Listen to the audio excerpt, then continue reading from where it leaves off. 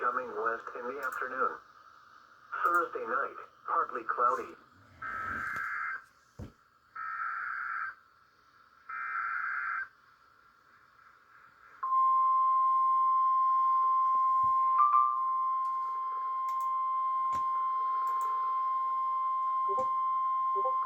The National Weather Service in Paducah has issued a severe thunderstorm warning for Massac County, Illinois, McCracken County, Kentucky, northern Graves County, Kentucky, until 4:15 p.m.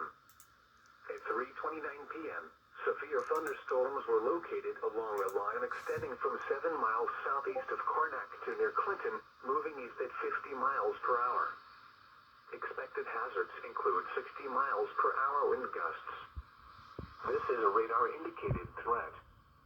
The following impacts are expected. Expect damage to roofs, siding, and trees.